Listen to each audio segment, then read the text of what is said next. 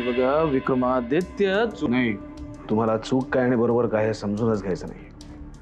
त्यामुळे आम्ही बरोबर आहोत हे सांगण्याचा आमचाही हट्ट नाही. आणि त्यामुळे आम्हाला खरंच असं वाटतं की आपण ही पार्टनरशिप इथेच थांबूया. यापुढे तुमचे आणि आमचे दोघांचे मार्ग वेगळे असेल आणि तेच आपल्या दोघांसाठी बरं. येतो आम्ही. एक मिनिट. विक्रमादित्य, डोंट यूज बघा हे भाषा आमच्या समोर वापरू नका हो. हे आपलं हे डिबेट तात्विक, या डिबेटच्या बियॉन्ड आपली दोस्ती. दोस्ती कसलं, तुम्ही भाऊ हो आमचा, brother. Let us sit together and find some मार्ग काढू हो, शोधून काहीतरी. बरं हे व्यवहार मध्ये निमित्त करून तुम्ही हट नका करू हो आम्हाला. खरं तर आपली पार्टनरशिप तुटावी असं आम्हालाही मनापासून वाटत नाही. पण तुम्ही ज्या पद्धतीने बोलताय त्यावरून आम्ही आमचा हा निर्णय घेतलाय.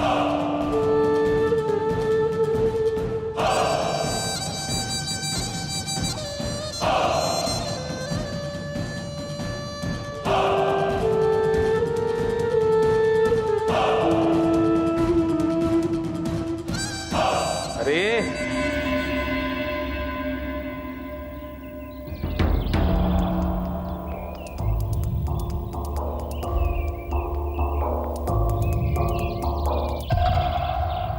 श्रावणी, श्रावणी तू माझ्याशी बोलत का नाहीयेस? तू माझे फोन उचलत नाहीयेस. तू चक्क मला इग्नोर करतेस. वाय? मला तुझ्याशी काही बोलायचं नाहीये. खरं तर आपण एकमेकांपासून दूर राहणंच बरं आहे. श्रावणी,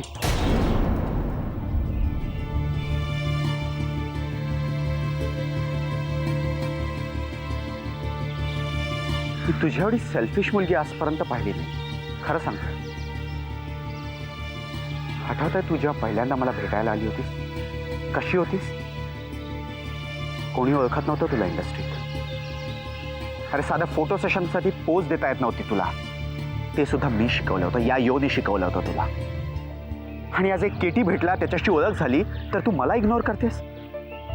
श्रावणी, मी जे काही तुझ्यासाठी केलं तू इतक्या लवकर विसरलीस?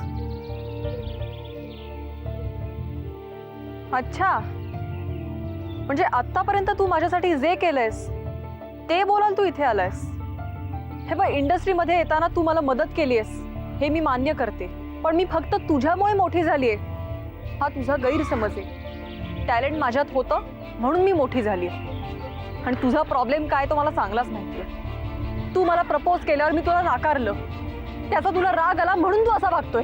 असं नाहीये श्रावणी. असंच आहे. आणि म्हणून तू माझं नाव केटी बरोबर जोडतोयस आणि माझी बदनामी करायला बघतोयस. श्रावणी, असं नाहीये. माझ्या बोलण्याचा अर्थ समजून घे. श्रावणी, मी तुझा मित्रच नाही, तुझा वेल विशर सुद्धा आहे. अरे या केटी सारख्या लोकांना तू ओळखत नाहीस. मला मान्य आहे की या इंडस्ट्रीत कट थ्रोट कॉम्पिटिशन आहे. या केटी सारखी माणसं तुला चांगला ब्रेक नक्कीच देऊ शकतात, पण त्यानंतर ते त्याची किंमत सुद्धा वसूल करतील.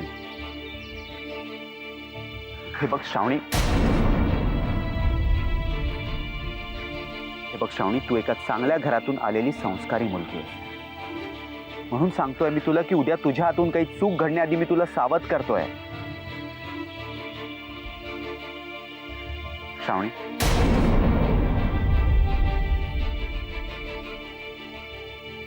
ओके, क्लिअरच विचारतो.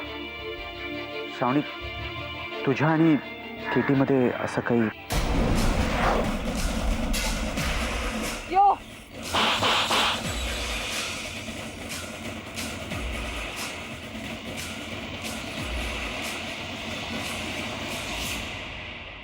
angry young man.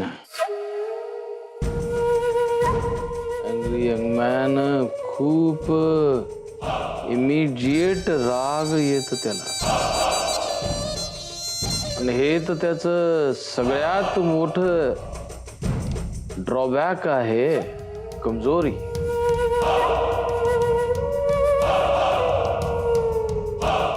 आज पार्टनरशिप तोडायला निघालं होतं ते, तर असं कसं जाऊ देणार त्याला? किती पण लॉस झालं तरी त्याला धरून ठेवणार, जाऊ देणारच नाही. हे हुकमाचं गुलाम आपल्या हातून सुटता कामा नये बघ. पण टाइम खूप कमी, व्हेरी लेस. काहीतरी करायला पाहिजे बघ. अरे बोलाप्पा, ते बंगला ज्या इस्टेट एजंटनी त्याला विकला, त्याचं मीटिंग मला पाहिजे बघ. फोनवर बोललं तरी चालेल. अप्पा तुमचं काम झालंच म्हणून समजा. हां,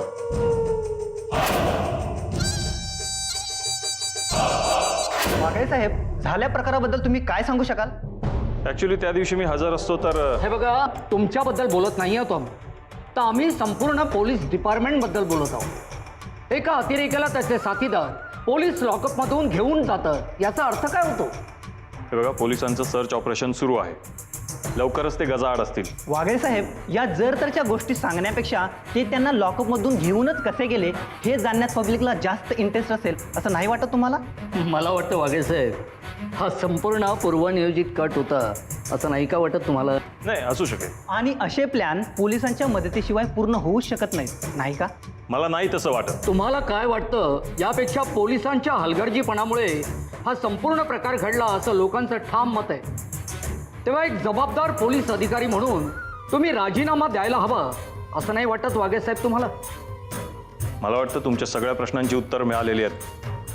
तुम्ही जाऊ शकता. नाही वाघे साहेब, अजूनही आमचे बरेचसे प्रश्न शिल्लक आहेत आणि त्या सगळ्यांची उत्तर तुम्हाला द्यावीच लागतील. हो हो, प्रश्नांची संपूर्ण उत्तर दिल्याशिवाय आम्ही तुम्हाला सोडणार नाही. आमच्या प्रश्नांची उत्तर तुम्हाला द्यायलाच पाहिजे. मला याच्यापेक्षा जास्त इम्पॉर्टंट काम आहे. पण वाघे साहेब, आपण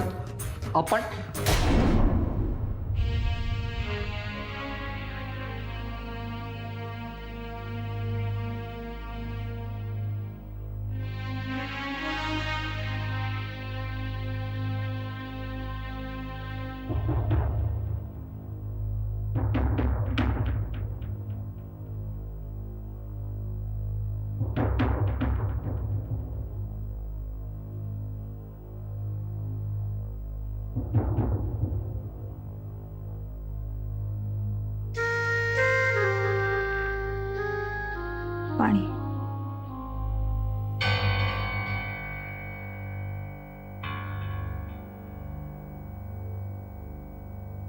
काय झालं? टेन्शन आहे का?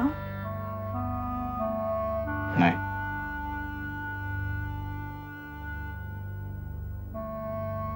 चहा घेऊन येते. नको आहे मला.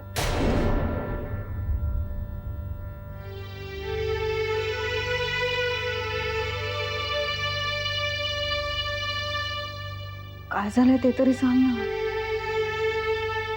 तू ऑफिसला डबा न्यायलाही विसरलास. मी फोन करत होते, तू फोनही उचलला नाहीस. काय झालंय विक्रम?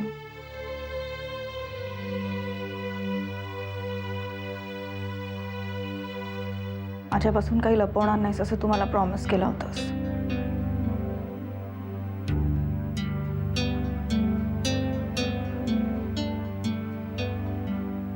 खरं तर ऑफिसमधल्या गोष्टी आम्हाला घरी आणायला आवडत नाही देवयानी.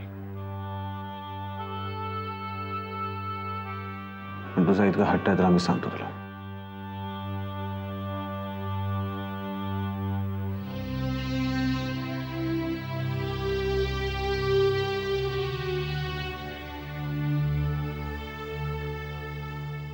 आज लिंगप्पा साहेबांशी आमचे वाद झाले. लिंगप्पा साहेब? का? सकाळी पेपरमध्ये आम्ही बातमी वाचली की स्टील आणि सिमेंटचे रेट्स वाढले. तसेच आम्ही धावत परत ऑफिसला गेलो की फ्लायओव्हरचं प्रोजेक्ट चालू आहे, इतरही अनेक साईट्स चालू आहेत, त्यामध्ये आम्हाला नुकसान सोसायला लागू नये. ती चर्चा लिंगप्पा साहेबांबरोबर करत असताना त्यांचं एक वेगळंच रूप आमच्यासमोर आलं. देवयानी त्यांना कुठल्याही परिस्थितीत नुकसान सोसायचंच नाही आहे. उलट त्यांनी आम्हाला क्वालिटीमध्ये कॉम्प्रोमाइज करण्याचा सल्ला दिला. क्वालिटीमध्ये कॉम्प्रोमाइज? देवयानी, क्वालिटी ही आमची ओळख आहे, आमची आयडेंटिटी आहे आणि त्याच्यातच आम्ही कॉम्प्रोमाइज करायचं. आम्हाला नाही पडला त्यांचा निर्णय. विक्रम, तुझ्या बिझनेसमधलं मला फार काही कळत नाही, पण एक सांगेन, तुझ्या मनाला जे पटेल ना तेच कर. खरं आहे तुझं म्हणणं. यापुढे आम्ही तेच करायचं ठरवलंय देवयानी, जे आमच्या मनाला पटतं. आणि हीच गोष्ट आज आम्ही लिंगप्पा साहेबांच्या लक्षातही आणून दिली.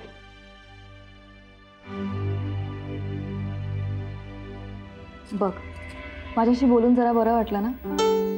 आता फ्रेश हो, मी तुझ्यासाठी चहा बनवते. हं? आणि पोहे बन. मिरच्या कमी घालीन. जा.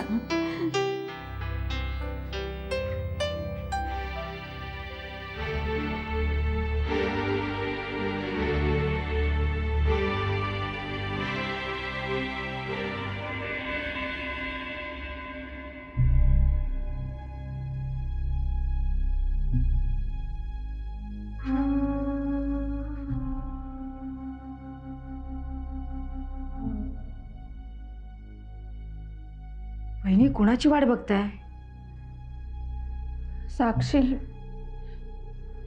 आली नाही ग अजून. साक्षी एवढ्या रात्री कुठे गेली? वागळे साहेबांना भेटायला गेलीये. राजबद्दल काही माहिती कळते का विचारायला गेली.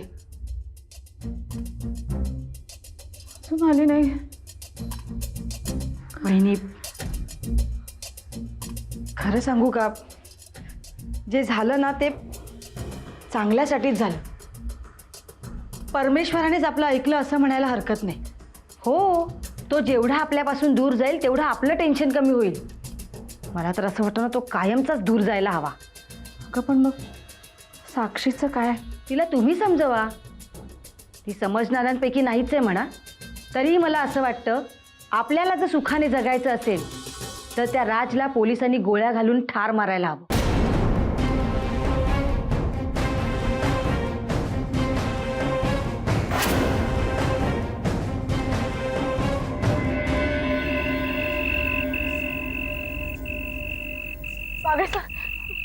राजबद्दल काही कळलं?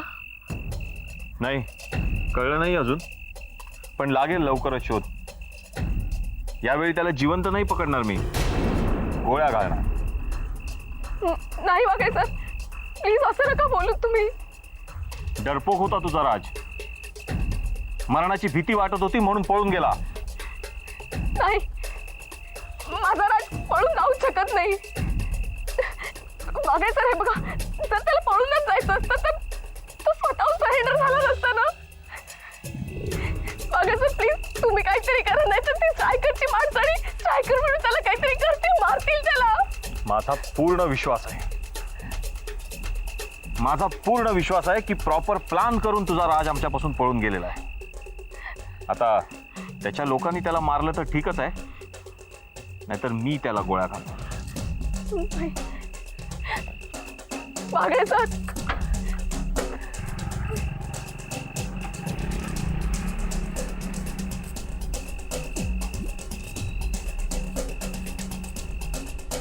देवयानी, चहा.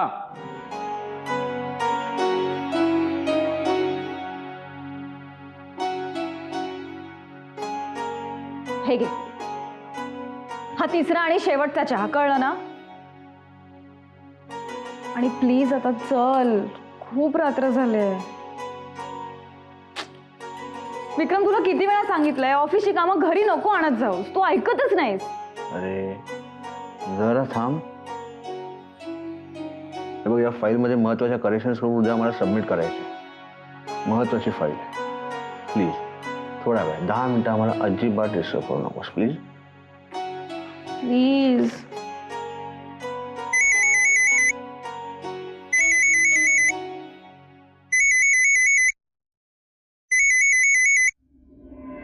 हॅलो, हां बोला.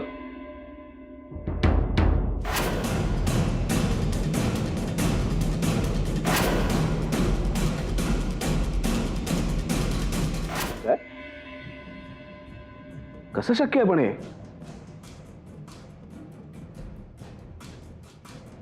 माने, आपलं काय ठरलंय?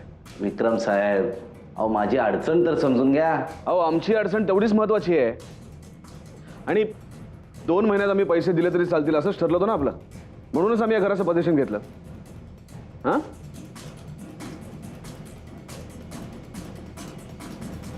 नाही बघा, आम्हाला सांगा माने, अशी आपली कमिटमेंट ठरली असताना एकदम तुम्ही आमच्याकडे एवढी मोठी रक्कम मागितली तर आम्ही कशी उभी करणार आहोत सांगा ना. अहो विक्रम साहेब मी तुमचं बोलणं नाकारत नाही आहे. काय झालंय माहितीये का, अहो जरा मालकांचा पर्सनल प्रॉब्लेम झालाय, समजून घ्या ना तुम्ही. हो त्यामुळे ना त्यांनी मला तुमच्याकडची रक्कम ताबडतोब घेऊन यायला सांगितले. आता मला सांगा मी काय करू. तुमच्या मालकांना असं वाटतंय का की आम्ही पैसे देणार नाही आहोत म्हणून? अहो नाही तसं अजिबात नाहीये विक्रम साहेब. हे बघा आता तुमच्यावर विश्वास होता म्हणून आम्ही व्यवहार केला की नाही. हो विश्वास आहे साहेब. आता नाईलाज झालाय हो साहेब. हे बघा माझं जरा ऐकून घ्या. मी तुम्हाला परत फोन करतो. हा तेव्हा रक्कम तयार असेल यावरही माझा विश्वास आहे.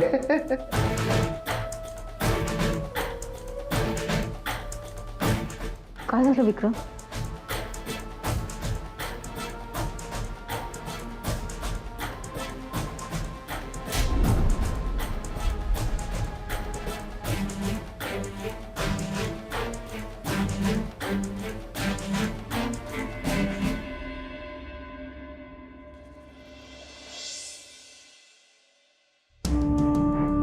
केटी, तू इतका शांत का आहेस?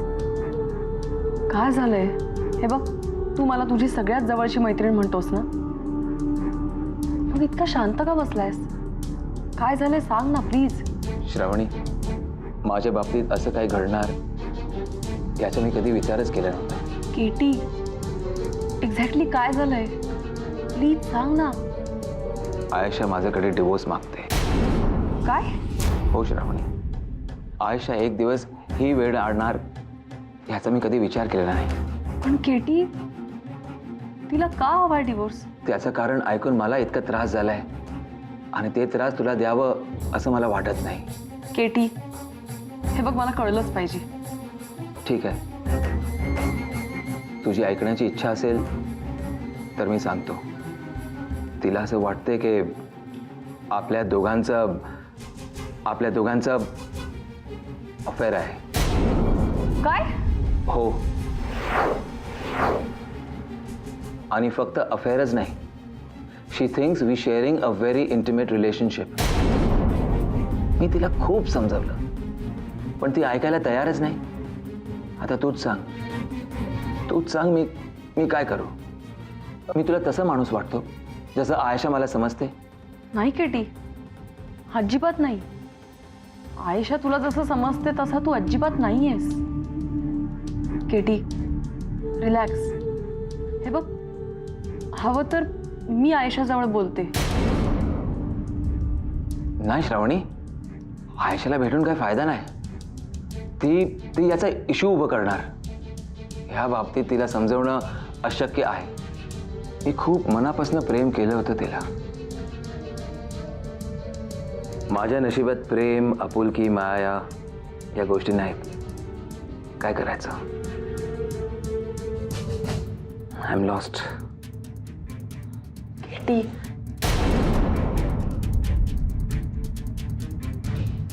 तुझ्याकडून तिच्याबद्दल ऐकल्यावर असं वाटतं की ती आयशा ना मूर्ख आहे आणि कम नशिबी आहे. श्रावणी, तुझ्यासारखं आयशाने मला समजून घेतलं असतं तर.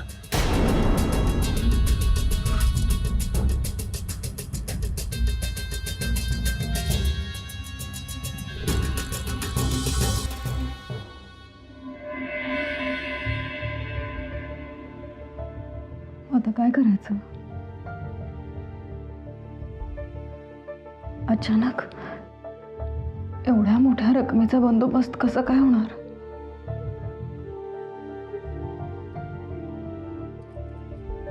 काय ठरवलंयस तू? आम्ही अजून काही विचार केला नाहीये. मग कधी करणार आहेस विचार?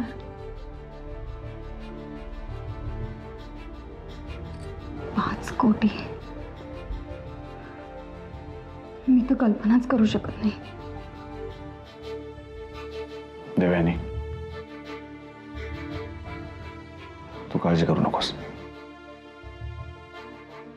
यातनं काही ना काहीतरी मार्ग नक्की निघेल. पण मार्ग नाही निघाला तर?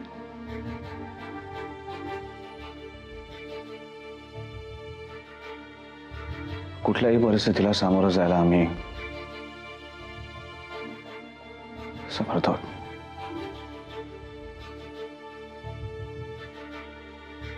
रात्र झाली, खूप झोप आता.